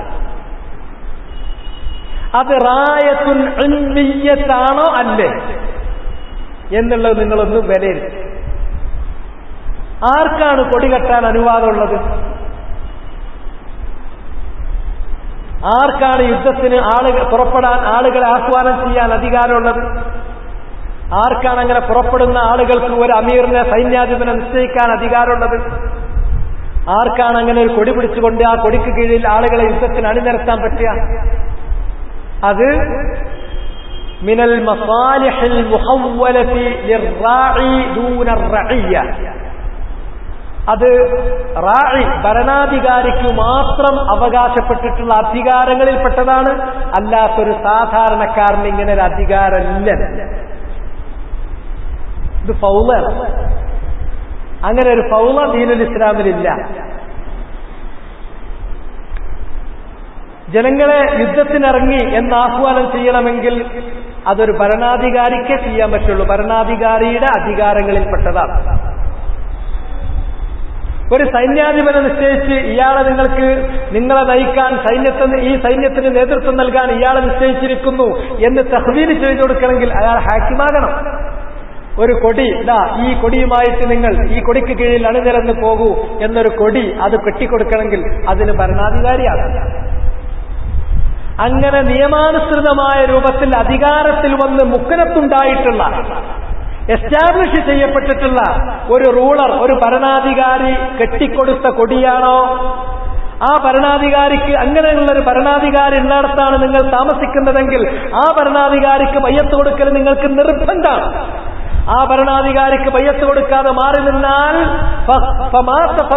ജാഹിലിയ്യ. അങ്ങനെയുള്ള ഒരു ഭരണാധികാരിന്റെ കീഴിൽ ആ ഭരണാധികാരിയുടെ ആഹ്വാനപ്രകാരം ആ ഭരണാധികാരി കെട്ടിക്കൊടുത്തിട്ടുള്ള കൊടിക്ക് കീഴിലല്ലാത്ത ഏതൊരു കൊടിക്ക് കീഴിൽ നിങ്ങൾ അണിനിരന്നാലും അത് റായത്തുൻ ഉമ്മിയായ കൊടിയാണ്, അന്ധമായ കൊടിയാണ്, അതിനൊരു തലയില്ല. ആ കൊടിക്ക് യാതൊരു തലയും പാലുമില്ല. ആ കൊടിക്ക് കീഴിൽ ഒരാൾ അണിനിരന്നിട്ട് യുദ്ധം നടത്തി അതിൽ കൊല്ലപ്പെട്ടാൽ രക്തസാക്ഷ്യം കിട്ടുമെന്ന് പറഞ്ഞിട്ടാണ് നടക്കുക. രക്തസാക്ഷി അത് മണ്ഡപമുണ്ടാക്കാൻ പറ്റും, അല്ലാതെ അള്ളാന്റെ അടുക്കൽ സ്വീകരിക്കില്ല. നബി സല്ലല്ലാഹു അലൈഹി വസല്ലം അതിനെക്കുറിച്ച് പറഞ്ഞിട്ടുള്ളത് അവന്റെ സ്ഥിതി ജാഹിലിയ്യ, അതിൽ വധിക്കപ്പെട്ട് കഴിഞ്ഞാൽ ജാഹിലി മരണം എന്നല്ലാതെ രക്തസാക്ഷ്യമല്ല. ഹദീസ് സഹീഹായ ഹദീസ് ഇമാം മുസ്ലിമിന്റേതാണ്. അദ്ദേഹത്തിന്റെ സഹീൽ രേഖപ്പെടുത്തിയിട്ടുള്ളതാണ്. ഇതൊന്ന് മനസ്സിലാക്കി, ഈ ഹദീസ് ഒന്ന് മനസ്സിലാക്കിയിട്ട് വേണം ഇവിടെ സമരമുഖത്തേക്ക് ആളുകളെ ഇറക്കുന്ന ഓരോ നേതാവും ഞാൻ എങ്ങനെയാണ് ആളുകളെ സമരമുഖത്തേക്ക് ഇറക്കുക, എനിക്കതിനുള്ള അധികാരം എന്താണ് എന്നൊന്ന് പരിശോധിക്കണം. അല്ലെങ്കിൽ കണ്ട കൊടിന്റെ അല്ലെങ്കിൽ അതിന്റെ കളർ നോക്കിയതിന്റെ പിന്നാലെ നിൽക്കുമ്പോൾ ഒന്ന് ആലോചിക്കേണ്ടതുണ്ട്. ഇത് അടിസ്ഥാനപരമായി അസ്വബ എന്നുള്ള വികാരത്തെ തന്നെ, ഗ്രൂപ്പ് ഫീലിംഗ് എന്ന് പറയുന്ന അടിസ്ഥാന വികാരത്തെ തന്നെ ഇല്ലാതാക്കി കളയുന്ന കാര്യമാണ്. അങ്ങനെ ഒരു ഗ്രൂപ്പ് ഫീലിംഗ് ഇല്ല ഇസ്ലാമിൽ. ഇസ്ലാമിലുള്ളത് ഹക്കിനോടുള്ള പക്ഷം മാത്രമാണ്. ഞാൻ നേരത്തെ പറഞ്ഞല്ലോ, അത് പക്ഷല്ല, ഇത് പക്ഷമാണ്, സത്യത്തിന്റെ പക്ഷമാണ്. അത് സത്യത്തിനോടല്ലാതെ ഒരു ഗ്രൂപ്പിനോടുള്ള പക്ഷം ഇസ്ലാമിലില്ല. എല്ലാ ഓരോരുത്തരും അവന്റെ അവൻ ബന്ധം കാണിക്കുന്നത്, അവൻ കാണിക്കുന്ന എല്ലാ തരത്തിലുമുള്ള ബന്ധവും സത്യത്തോടാണ്. എല്ലാവരും സത്യത്തിലേക്കാണ് കൊളുത്തുന്നത്. അല്ലാതെ അവര് ഒരു ടീമിൽപ്പെട്ട ഒരു ടീമിനോട് അല്ല കൊളുത്തുന്നത്. എല്ലാവർക്കും കൊളുത്താനുള്ളത് സത്യത്തോടാണ്. അവരുടെ അനുജനസ് സത്യത്തോട് മാത്രമാണ്. അതല്ലാതെ ഒരു അസ്വബ, ഒരു ഗ്രൂപ്പ്, ആ ഗ്രൂപ്പിനോടൊപ്പം നിൽക്കുക, ആ ഗ്രൂപ്പിനോടൊപ്പം നിൽക്കാനുള്ള ഫീലിംഗ്, ഗ്രൂപ്പ് ഫീലിംഗ്, അത് മാക്കിയാവെല്ലിന്റെയാണ്. അത് ദീനുൽ ഇസ്ലാമിലുള്ളതല്ല. ദീനുൽ ഇസ്ലാമിൽ നമുക്കുള്ളത് ഒരു പക്ഷമാണ്, സത്യത്തോടുള്ള പക്ഷം. അതല്ലാതെ നിഷ്പക്ഷമല്ല, സത്യത്തോടുള്ള പക്ഷമുണ്ട്. അതല്ലാതെ ഒരു ഗ്രൂപ്പ് എന്നുള്ള ഗ്രൂപ്പിനോടുള്ള പക്ഷം നമുക്കില്ല. അതുകൊണ്ട് തന്നെ അസബിയ ഗ്രൂപ്പ് ഫീലിംഗ് എന്ന് പറയുന്നത് തീർത്തും അങ്ങോട്ട് നിരാകരിച്ചു. അതാണ് ഇവിടെ നമ്മൾ കണ്ടത്. ആ ഹദീസ് നിങ്ങൾ കൃത്യമായി മനസ്സിലാക്കേണ്ട ഒരു ഹദീസാണ്. അതുകൊണ്ട് തന്നെ ഇങ്ങനെ ഗ്രൂപ്പ് തിരിഞ്ഞുണ്ടാകുന്ന കൊടികൾ ശരിയായ കൊടിയാണോ അല്ലേ നമുക്കൊറ്റ മാർഗമുള്ളൂ. അത് അന്ധമായ കൊടിയാണോ അല്ലേ നോക്കാം. ഏതാണ് അന്ധമല്ലാത്ത കൊടി? ശരിക്ക് ഒരു പിതൃത്വം അവകാശപ്പെടാനുള്ള കൊടി. ഹാക്കിം, മുസ്ലിം, ഖായിം, ളാഹിർ, നിയമാനുസൃതമായ രൂപത്തിൽ അധികാരത്തിൽ വന്ന് എസ്റ്റാബ്ലിഷ് ചെയ്തിട്ടുള്ള ഒരു ഭരണാധികാരി, അയാൾ കുത്തിക്കൊടുക്കുന്ന കൊടിയാണ് പിതൃത്വമുള്ള കൊടി. അതല്ലാത്തതൊക്കെ എന്തിനാർക്കും അറിയാത്ത, തലയില്ലാത്ത അന്ധമായ കൊടിയാണ്. അതിന്റെ കീഴിൽ അണിനിരക്കാൻ പറ്റില്ല. ഇമാം തുർമുദി ഉദ്ധരിക്കുന്ന സഹീഹായ ഹദീസിൽ പറഞ്ഞു, അനിൽ ഹാരിസ് അൽ അശ്അരി ഖാല നബി സല്ലല്ലാഹു അലൈഹി വസല്ലം, നബി സല്ലല്ലാഹു അലൈഹി വസല്ലം പറഞ്ഞു, വഅന ആമുറുകും ബിഖംസിൻ, ഞാനിതാ 5 കാര്യങ്ങൾ നിങ്ങളോട് കൽപ്പിക്കുന്നു. നബി സല്ലല്ലാഹു അലൈഹി വസല്ലം തന്റെ സഹാബത്തിനോട് പറയുന്നു, 5 കാര്യം ഞാൻ നിങ്ങളോട് കൽപ്പിക്കുന്നു. അല്ലാഹു അമറനി ബിഹിൻ, ആ 5 കാര്യങ്ങൾ അല്ലാഹു എന്നോട് ആജ്ഞാപിച്ചിട്ടുണ്ട്. ആ കാര്യങ്ങളാണ് ഞാൻ നിങ്ങളെ പഠിപ്പിക്കുന്നത്, നിങ്ങളോട് ആജ്ഞാപിക്കുന്നത്. 1, അസ്സംഉ വത്വാഅ, ആരാണോ നിങ്ങളെ ഭരിക്കാൻ വേണ്ടി ഭരണാധികാരിയായി അള്ളാഹു നിങ്ങളുടെ മേൽ നിശ്ചയിക്കുന്നത്, ആ ഭരണാധികാരി പറയുന്നത് കേൾക്കണം, അനുസരിക്കണം. മുസ്ലിങ്ങളുടെ കൂട്ടത്തിൽപ്പെട്ട ഒരു മുസ്ലിമിന് മുസ്ലിങ്ങളുടെ ഭരണാധികാരിയായി അധികാരത്തിൽ വന്നാൽ അയാളെ അനുസരിക്കണം, കേൾക്കണം, അനുസരിക്കണം. 2-ാമത്തേത് വൽ ജിഹാദ്, ജിഹാദിന് നിങ്ങൾ ഒരുമ്പെടണം. 3-ാമത്തേത് വൽ ഹിജ്റ, ഹിജ്റ നിർബന്ധമാകുന്ന ഘട്ടത്തിൽ നിങ്ങൾ ഹിജ്റ ചെയ്തിരിക്കണം. വൽ ജമാഅ, 4-ാമത്തേത് നിങ്ങൾ ജമാഅത്ത് പാലിച്ചിരിക്കണം. ഭരണാധികാരിക്ക് ബയ്യത്ത് കൊടുത്തിരിക്കുന്ന പ്രജയുണ്ടെങ്കിൽ ആ പ്രജയിൽ നിന്ന് നിങ്ങൾ പിരിയാൻ പാടില്ല. ഫഇന്നഹു മൻ ഫാറഖൽ ജമാഅത ഖൈദ ശിബിരിൻ, ഭരണാധികാരിക്ക് ബയ്യത്ത് കൊടുത്തിരിക്കുന്ന പ്രജയിൽ നിന്ന് ഒരു ചാൺ ഒരാൾ അകന്ന് ജീവിച്ചാൽ ഫഖദ് ഖലഅ റിബ്ഖത്തൽ ഇസ്ലാമി മിൻ ഉനുഖി, ഇസ്ലാമിന്റെ ഒരു കയറ് അയാളുടെ കഴുത്തിൽ കെട്ടിക്കുടുക്കി വെച്ചിട്ടുണ്ട്. ആ കുടുക്ക് അയാൾ വല്ല അഴിച്ചു. കന്നിന്റെ കഴുത്തിലൊക്കെ കുടുക്ക് കെട്ടില്ലേ, അതിനെ പിടിച്ചുകൊണ്ടാൻ വേണ്ടി എന്നതുപോലെ ഇസ്ലാമിൽ നിന്ന് അകന്നു പോകാതിരിക്കാൻ, നിയന്ത്രണത്തിൽ ഇസ്ലാമിന്റെ പരിധിയിൽ നിൽക്കാൻ, ഇസ്ലാമിന്റെ ഒപ്പം നിൽക്കാൻ വേണ്ടി ഇസ്ലാമിന്റെ ഒരു കുരുക്ക് കയറ് അയാളുടെ കഴുത്തിലുണ്ടായിരുന്നു. ആ കുരുക്ക് അയാൾ അഴിച്ചു മാറ്റിയിരിക്കുന്നു. ഇല്ല അൻയർജ്യ, അയാൾ ആ ജമാഅത്തിലേക്ക്, ഭരണാധികാരിക്ക് ബയ്യത്ത് കൊടുത്തിരിക്കുന്ന പ്രജകളിലേക്ക് ബയ്യത്ത് കൊടുത്ത് തിരിച്ചു വരുന്നത് വരെ. വമനിദ്ദഅ ദഅവൽ ജാഹിലിയ്യ, ഏതൊരാൾ ഇതല്ലാത്ത ഭരണാധികാരിയുടെ ഈ ബയ്യത്ത് നൽകുക എന്നുള്ളത് അള്ളാഹുവിന്റെ കൽപ്പനയാകയാൽ, ഹഖിന് വേണ്ടിയുള്ള പക്ഷമാകയാൽ, ആ ഹഖിന്റെ പക്ഷമല്ലാത്ത മറ്റേതെങ്കിലും അസബിയ്യത്തിന്റെ ഗ്രൂപ്പ് ഫീലിംഗിന്റെ ഒരു പക്ഷം ഒരാൾ ഉണ്ടാക്കുകയാണെങ്കിൽ അത് ജാഹിലിയ്യത്തിന്റെ വാദഗതിയാണ്. അങ്ങനെ വാദഗതി ഒരാൾ ഉയർത്തിയാൽ ഫഇന്നഹു മിൻ ജുസാ ജഹന്നം, അവൻ നരകത്തിന്റെ വിറകാണ്. ഫഖാല റജുലുൻ യാ റസൂലല്ലാഹ്, അപ്പോൾ നബി സല്ലല്ലാഹു അലൈഹി വസല്ലമയോട് ഒരാൾ ചോദിക്കുന്നു, റസൂലേ വഇൻ സല്ല വസാം, അയാൾ നമസ്കരിച്ചാലും നോമ്പെടുത്താലും അയാൾ നരകത്തിൽ കരിക്കപ്പെടാനുള്ള വിറകാകുമോ? നബി സല്ലല്ലാഹു അലൈഹി വസല്ലം പറഞ്ഞു, ഖാൽ വഇൻ സല്ല വസാം, നമസ്കരിച്ചാലും നോമ്പെടുത്താലും ഫദ്ഉ ബിദഅവല്ലാഹി അല്ലദീ സമ്മാകും അൽ മുസ്ലിമീൻ അൽ മുഅ്മിനീന ഇബാദല്ലാഹ്. അതുകൊണ്ട് മുസ്ലിം, മുഅ്മിൻ എന്ന് പറയുന്ന ഈ പേര് അതിൽ നിങ്ങൾ തൃപ്തിപ്പെടും. അതാ നിങ്ങൾ വിളിക്കേണ്ടത്. അതല്ലാതെ നിങ്ങൾക്കിടയിൽ ഗ്രൂപ്പ് ഉണ്ടാക്കുന്ന ഗ്രൂപ്പിസത്തിന്റെ പേര് പോലും നിങ്ങൾ വിളിക്കരുത്. ഫദ്ഉ, നിങ്ങൾ വിളിക്കാൻ ഉപയോഗിക്കേണ്ടത് അള്ളാഹു നിങ്ങളെ വിളിച്ചിരിക്കുന്ന അൽ മുസ്ലിമീൻ അൽ മുഅ്മിനീൻ, മുസ്ലിങ്ങൾ മുഅ്മിനീങ്ങൾ എന്നുള്ള നാമകരണം നിങ്ങൾ സ്വീകരിക്കൂ. എവിടെ എത്രത്തോളമായി കാര്യം നിങ്ങൾ ആലോചിച്ച് നോക്കൂ. ഇതാണ് നമ്മളെ ബന്ധിപ്പിച്ച് നിർത്തുന്ന പരിധികൾ. ഇതാണ് തുടക്കത്തിൽ ഞാൻ പറഞ്ഞു തന്നെ. ഇതാണ് നിഷ്പക്ഷല്ല, ഒരു കളറുമില്ലാത്തവനല്ല മുസ്ലിം. ഇസ്ലാമിന്റെ പ്രത്യേകമായ സിബഹത്തുമായിട്ടാണ് നമ്മൾ ജനിക്കുന്നത്. ഫിത്രത്തുൽ ഇസ്ലാം, ഇസ്ലാമിന്റെ പ്രകൃതം. സിബഗത്തുൽ ഇസ്ലാം, സിബഗത്തുല്ലാഹ്, അള്ളാഹു നൽകിയിട്ടുള്ള വർണ്ണം, ഛായ, അതുമായിട്ടാണ് നമ്മൾ വരുന്നത്. നമ്മൾ നിഷ്പക്ഷമല്ല, നമ്മൾ പക്ഷക്കാരാണ്. ഏതിന്റെ? ഹഖിന്റെ പക്ഷമാണ്. ഹഖിലേക്ക് എല്ലാവരും കൊടുക്കുക എന്നല്ലാതെ ഏതെങ്കിലും ഒരു വ്യക്തിയിലേക്ക്, ഏതെങ്കിലും ഒരു ഗ്രൂപ്പിലേക്ക്, അല്ലെങ്കിൽ ഏതെങ്കിലും ചില പ്രത്യയശാസ്ത്രങ്ങളിലേക്ക്, അല്ലെങ്കിൽ മറ്റേതെങ്കിലും രൂപത്തിലുള്ള എൻറ്റിറ്റികളിലേക്ക്, അല്ലെങ്കിൽ അസബിയത്തുകളിലേക്ക്, ഗ്രൂപ്പ് ഫീലിംഗുകളിലേക്ക് നമ്മൾ അനുജയനസ് കൊടുക്കാൻ പാടില്ല. നമ്മുടെ എല്ലാ ബന്ധവും ഹഖിനോട് മാത്രമായിരിക്കണം. അതല്ലാത്ത എന്തൊരു ദഅവ നിങ്ങൾ ഉയർത്തിയാലും ദഅവൽ ജാഹിലിയ്യ, ആ ജാഹിലിയ്യത്തിന്റെ ദഅവത്തുമായി വന്നാൽ ഫഇന്നഹു മിൻ ജുസാ ജഹന്നം, ജഹന്നമിന്റെ വിറകായിരിക്കും. സഹാബികളിൽപ്പെട്ട ഒരാൾ ചോദിക്കാണ്, വഇൻ സല്ല വസാം, ഖാല വഇൻ സല്ല വസാം ഫദ്ഉ ബിദഅവല്ലാഹ് അല്ലദീ സമ്മാകുമുൽ മുസ്ലിമീന അൽ മുഅ്മിനീൻ ഇബാദല്ലാഹ്. ഹദീസ് വെച്ചിട്ട് ഇന്നത്തെ വാഖിഉൽ മുസ്ലിമീന അൽ-യൗം, ആനുകാലിക മുസ്ലിങ്ങളുടെ സ്ഥിതിഗതി നിങ്ങളൊന്ന് നോക്കി. എവിടെയാണ് നമ്മളുള്ളത്? നമുക്ക് ഇസ്ലാം എന്ന് പറയുന്നത് ഏതെങ്കിലും ഒരു പക്ഷവുമായി ചേർത്തിട്ടേ നമ്മളുള്ളൂ, ഹഖിന്റെ പക്ഷത്തിലല്ല. ഒന്നുകിൽ പറയും സുന്നി, സമസ്ത, ദക്ഷിണ, ജമാഅത്തെ ഇസ്ലാമി, തബ്ലീഗ് ജമാഅത്ത്, മുജാഹിദ്, പിന്നെ അതിലെ തന്നെ ഉൾപിരിവുമായിട്ട് ബന്ധപ്പെടുത്തിയിട്ട്.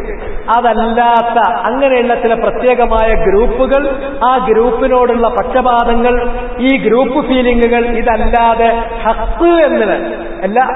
അത് മുജാഹിദാണോ, ജമാഅത്താണോ, സുന്നിയാണോ ഒന്നും എനിക്കറിയേണ്ടതില്ല. എനിക്കറിയേണ്ടത് ഹഖാണോ, ഞാൻ ഹഖുമ്മലാണ് ബന്ധം, ഞാൻ ഹഖിലാണ് കൊളുത്തി നിൽക്കുന്നത്. അത് ഒരാൾ എന്നെ കൊളുത്തേണ്ടതില്ല. അവര് ഞാൻ കൊളുത്തിയ ഹഖുമ്മലേക്ക് തന്നെ അവന് ഹുക്ക് ചെയ്യട്ടെ. ഇതാണ് അതിന്റെ ശരി. അതല്ലാത്ത വേറെ ഏതൊരു ഗ്രൂപ്പ്, ഏതൊരു വ്യക്തി ഏതിനോട് അനുസരിച്ച് കാണിച്ചാലും അത് അസബിയ്യത്താണ്, അത് തഹസ്സുബാണ്, തഅസ്സുബാണ്. അത് ആരുയർത്തിയാലും ദഅവൽ ജാഹിലിയ്യ, അത് ഉയർത്തിയ ആൾ ഫഇന്നഹു മിൻ ജുസാ ജഹന്നം വഇൻ സല്ല വസാം ഖാല വഇൻ സല്ല വസാം. അടുത്ത നിങ്ങൾ നോക്കൂ, ഇമാം ബുഖാരി ഉദ്ധരിക്കുന്ന ഹദീസാണ്. ഒന്നും ഞാൻ വിശദീകരിക്കുന്നില്ല, ഹദീസ് നിങ്ങൾക്ക് മനസ്സിലാക്കി തരിക മാത്രം. നിങ്ങൾ നമ്മുടെ ഇന്നത്തെ സംഭവസ്ഥിതിയുമായി ഈ ഹദീസിനെ നിങ്ങൾ തൻസീൽ ചെയ്യണം. തുനസ്സിലൂന മഫാഹീമൽ ഹദീസ് അലാ വാഖിഇനൽ യൗമി. ഇന്നത്തെ നമ്മളെ സ്ഥിതിയായിട്ട് ഹദീസ് എങ്ങനെ ഒത്തുപോകും? ഇതൊന്നും ആർക്കും പറഞ്ഞു കൊടുക്കില്ലല്ലോ. ഈ ഹദീസിന്റെ ഒരു കഷ്ടം ഇങ്ങനെ മുറിച്ചിട്ട് പറഞ്ഞു കൊടുക്കും. ജമാഅത്തിൽ നിന്ന് വേർപിരിഞ്ഞിട്ടുണ്ടെങ്കിൽ, പാർട്ടിയിൽ നിന്ന് വിട്ടിട്ടുണ്ടെങ്കിൽ, മെമ്പർഷിപ്പ് ഇല്ലെങ്കിൽ ജാഹിലിയാണ്.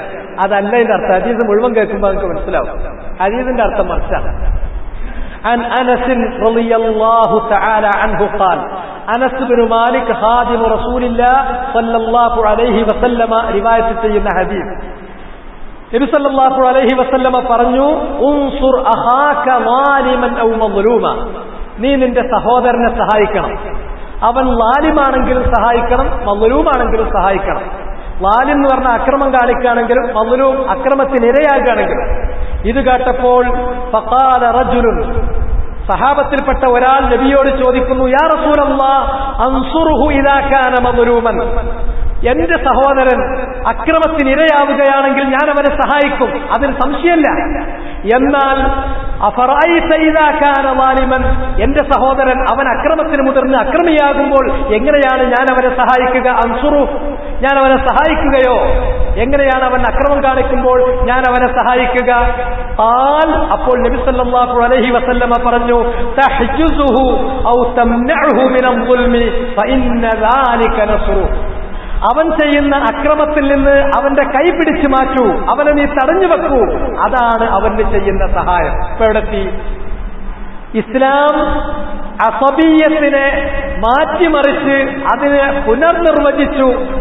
അസബിയത്തിന് അവരുപയോഗിച്ചിരുന്ന ആപ്തവാക്യത്തെ പുനർനിർവചിച്ചു, പുനരാഖ്യാനം ചെയ്തുകൊണ്ട് അത് സത്യത്തിന്റെ ഒരു വചനമാക്കി മാറ്റുക ചെയ്തു. ജാഹിലിയത്തിൽ അവരെ ഭരിച്ചിരുന്ന, അവരുടെ ഇടയിൽ ഗ്രൂപ്പ് ഫീലിംഗ് വളർത്താൻ അവർ ഉപയോഗിച്ചിരുന്ന വചനമായിരുന്നു ഉൻസുർ അഖാക ളാലിമൻ ഔ മദ്ലൂമ, നിന്റെ സഹോദരനാണോ അവനെ നീ സഹായിക്കണം. അവനൊരുത്തനെ കൊല്ലാൻ പോകുകയാണെങ്കിൽ കൊല്ലാൻ സഹായിക്ക്, കവർച്ചയ്ക്ക് പോകുകയാണെങ്കിൽ കവർച്ചയ്ക്ക് സഹായിക്ക്, അവൻ വേണ്ടാത്തരത്തിന് പോകുകയാണോ അതിന് സഹായിക്ക്, കാരണം അവൻ നിന്റെ സഹോദരനല്ലേ. അവിടെ അസബിയത്താണ്. നമ്മന്റെ ആള്, നമ്മുടെ ആളെന്താ ചെയ്തത് അതിന്റെ ഒപ്പം നിൽക്കുക, അതാണ് അസബിയത്ത്, അതാണ് ഗ്രൂപ്പ് ഫീലിംഗ്. നബി സല്ലല്ലാഹു അലൈഹി വസല്ലം ആ വചനത്തെ തന്നെ ഉപയോഗിച്ചു. അതല്ല, അവനെ നീ സഹായിക്കുക എന്ന് പറഞ്ഞാൽ അവന്റെ കൈ അക്രമത്തിൽ നിന്ന് മാറ്റിയിട്ട് സത്യത്തിലേക്ക് അവനെ ഹുക്ക് ചെയ്തു കൊടുക്ക്, അക്രമത്തിൽ നിന്ന് അവനെ ഇതാക്കലാണ് ചെയ്യേണ്ടത്. ഇതാണ് ഇസ്ലാം ചെയ്തിട്ടുള്ളത്. ഇതിലേക്ക് നമുക്ക് എത്താൻ സാധിക്കുമോ? എന്റെ പാർട്ടിയിൽപ്പെട്ട ഒരാള്, അയാൾ ഒരു വേണ്ടാത്തരത്തിൽ കുടുങ്ങിയാൽ, ഞാനൊരു പാർട്ടിന്റെ നേതാവാണെങ്കിൽ ഉടനെ തന്നെ വേണ്ടവർക്കൊക്കെ വിളിച്ചു പറഞ്ഞിട്ട് അവനതിൽ നിന്ന് രക്ഷപ്പെടുത്താൻ വേണ്ടി നോക്കും. ലാലിമോ അവരും അത് പ്രശ്നമല്ല. എന്നാൽ അവൻ അക്രമത്തിന് മുതിരുന്ന സമയത്ത് അതിന് പോകരുത്, അത് തെറ്റാണെന്ന് പറയാൻ ഈ നേതാക്കന്മാരുണ്ടാവില്ല. ഈ കാര്യം ഒരു പാർട്ടിപ്പെട്ട ആൾ ചെയ്താൽ അതിനെ ന്യായീകരിക്കും. അത് വേറൊരു പാർട്ടിക്കാരൻ ചെയ്തിട്ടുണ്ടെങ്കിലോ അത് വലിയ തെറ്റും അനീതിയും, അത് അനിസ്ലാമികവും ഇസ്ലാമിക വിരുദ്ധമൊക്കെ ആവും. ഇതാ നമ്മളിവിടെ കാണുന്നത്. ഇല്ല, അങ്ങനെയൊന്നുമില്ല. ഇസ്ലാം ആ വചനത്തെ മാറ്റിയിട്ടുണ്ട്. നിന്റെ സഹോദരൻ എന്ന നിലക്ക് നീ അവനെ സഹായിക്കേണ്ടതില്ല. അവൻ എങ്ങനെയാണെങ്കിൽ അവൻ നുൽമ ചെയ്യുകയാണെങ്കിൽ ആ നുൽമിൽ നിന്ന് തടയാനേ സഹായിക്കാൻ പറ്റുള്ളൂ, നുൽമിനെ സഹായിക്കാൻ പാടില്ല. നുൽമിനെ സഹായിക്കുമ്പോൾ എന്ത് ചെയ്യുന്നു എന്ന് നോക്കാതെ ആര് ചെയ്യുന്നു എന്ന് നോക്കിയിട്ട് സഹായിക്കുന്നതാണ് പക്ഷപാതം. എന്താണ് ചെയ്യുന്നത് എന്ന് നോക്കി സഹായിക്കുന്നത്, ചെയ്യുന്നത് നല്ലതാണ്, ഹത്താണെങ്കിൽ അതിന് സഹായിക്കുന്നത്, അത് ഹത്തിനോടുള്ള നമ്മുടെ പ്രതിബദ്ധതയാണ്. എന്നാൽ ചെയ്യുന്ന ആൾ ആരാണ് എന്ന് മാത്രം നോക്കി ചെയ്യുന്ന വിഷയം അത് ഹത്താണോ ബാത്തിലാണോ എന്ന വകതിരിവില്ലാതെ ചെയ്യുന്ന ആളെ നോക്കി സഹായിച്ചാൽ അതാണ് അസബിയ്യത്ത്. ഇത് നമ്മളടുക്കലുണ്ടോ അല്ലേ? നിങ്ങൾ തന്നെ പറയും, നിങ്ങൾ തന്നെ തീരുമാനിച്ചോളി. നമ്മളിപ്പോ റസൂലുള്ള പറഞ്ഞ വചനത്തിലാണോ അതോ ജാഹിലിയത്തിന്റെ വചനത്തിലാണോ? വാക്കം തന്നെയാണ്. എന്ന വചനം ജാഹിലിയത്തിന്റെ അർത്ഥത്തിലാണോ നമ്മൾ അപ്ലൈ ചെയ്യുന്നത്? റസൂലുള്ള അതിന്റെ പുനർനിർവചനം നടത്തിയിട്ടുള്ള അർത്ഥത്തിലാണോ നമ്മൾ ജീവിതത്തിൽ അപ്ലൈ ചെയ്യുന്നത്? ഈ കാര്യത്തിന് മുതിരുന്നത് എന്റെ ആളാണോ എന്റെ സഹോദരനാണോ? എന്റെ സഹോദരനാണെങ്കിൽ ഓന്റെ ഒപ്പം കൂടി, ഓന്റെ പിന്നാലെ കൂടി. ഇത് ജാഹിലിയത്താണ്. എന്നാൽ അതല്ല നോക്കുന്നത്, എന്റെ സഹോദരനാണോ എന്നതിനേക്കാൾ കൂടുതൽ ഞാൻ നോക്കുന്നത് അവൻ ചെയ്യുന്ന കാര്യം ഹത്താണോ, ഹത്തിനോട് ഞാനും അവനും കടപ്പെട്ടവനാണ്. ഹത്തല്ലേ, അതിൽ നിന്ന് അവനെ മാറ്റി നിർത്തേണ്ടത് എന്റെ ബാധ്യതയാണ്. അവിടെയാണ് ഞാൻ അവരെ സഹായിക്കേണ്ടത്. അത് നമ്മുടെ ഇസ്ലാമിക പ്രവർത്തകരെന്ന് പറയുന്നവരുടെ ഇസ്ലാമിക പ്രവർത്തനത്തിൽ പോലും ഇസ്ലാമീയത്തിന്റെ വ്യാഖ്യാനം പോയിട്ട് ജാഹിലിയ്യത്തിലേക്ക് തിരിച്ചു പോയിരിക്കുകയാണ്. ജാഹിലിയ്യത്തിന്റെ വ്യാഖ്യാനത്തിലേക്ക് അവർ തിരിച്ചുപോയി. തിരിച്ചറിയൂ നിങ്ങൾ. ഇനി അത് മാത്രമല്ല, അല്ലാഹു സുബ്ഹാനഹു വ തആല പറഞ്ഞു, وَإِنَّ هَذِهِ أُمَّتُكُمْ أُمَّةً وَاحِدَةً وَأَنَا رَبُّكُمْ فَاعْبُدُونِ فَتَقَطَّعُوا أَمْرَهُم بَيْنَهُمْ زُبَرًا كُلُّ حِزْبٍ بِمَا لَدَيْهِمْ فَرِحُونَ. അല്ലാഹു മനുഷ്യരെ സൃഷ്ടിച്ചത് ഒരൊറ്റ ഉമ്മത്തായിട്ടാണ്. ഈ മാനവരാശി ഒറ്റ നാഷനാണ്, ഒറ്റ വർഗം, ഒറ്റ സമുദായം. അള്ളാഹു ഈ മൊത്തം വർഗത്തിന്റെ റബ്ബും. അതുകൊണ്ട് നിങ്ങൾ എന്നെ സൂക്ഷിക്കുകയും ഫതഖത്തഉ അംറഹും ബൈനഹും സുബറാ, അവർക്കിടയിൽ അവര് ഭിന്നിപ്പുണ്ടാക്കി പല കഷ്ണങ്ങളായി അവർ വേർതിരിച്ചു. കുല്ലു ഹിസ്ബിൻ ബിമാ ലദൈഹിം ഫരിഹൂൻ, ഓരോ കക്ഷിയും അവരുടെ അടുക്കലുള്ളത് കൊണ്ട് തൃപ്തിപ്പെടുകയും ചെയ്തു. ഈ സ്ഥിതിവിശേഷത്തിലേക്ക് നമ്മൾ മുസ്ലിമീങ്ങൾ എത്തിത്തീരുകയും ചെയ്തു. ഇത് അസബിയ്യ, ജാഹിലിയ്യ. ആ ജാഹിലിയത്ത് ആരുയർത്തിയാലും ഫഇന്നഹു മിൻ ജുസാ ജഹന്നം. ഫഖാല റജുലുൻ വഇൻ സ്വല്ലാ വസാം ഫഖാല വഇൻ സ്വല്ലാ വസാം. ഇതല്ല ഒരു മുസ്ലിമിന്റെ നിലപാട്. നേരത്തെ ഞാൻ പറഞ്ഞ രൂപത്തിലാണ് ദീൻ സ്വീകരിക്കേണ്ടത്. എന്റെ ആളെ ഏതിനാണുള്ളത്, എന്റെ പാർട്ടി ഏതാണ് എന്നല്ല നോക്കേണ്ടത്. സത്യം ഏതാണ്? ഖാലല്ലാഹ് അതിലുണ്ടോ, ഖാല റസൂലുള്ളാഹ് ഉണ്ടോ, സഹാബത്തിന്റെ ഫഹ്ം അതിലുണ്ടോ, അതുണ്ടോ അല്ലെന്ന് നമ്മൾ നോക്കേണ്ട വിധത്തിൽ ഉലമാക്കളെ നോക്കിയിട്ടുണ്ടോ? ഇങ്ങനെയാണ് യഥാർത്ഥത്തിൽ നമ്മൾ കാര്യങ്ങൾ വേർതിരിക്കേണ്ടത്. സുബ്ഹാനകല്ലാഹുമ്മ വബിഹംദിക് അശ്ഹദു അൻ ലാ ഇലാഹ ഇല്ലാ അൻത അസ്തഗ്ഫിറുക വഅതൂബു ഇലൈക്. اللهم صل على محمد وعلى آل محمد وبارك على محمد وعلى آل محمد كما صليت وباركت على آل إبراهيم إنك حميد مجيد.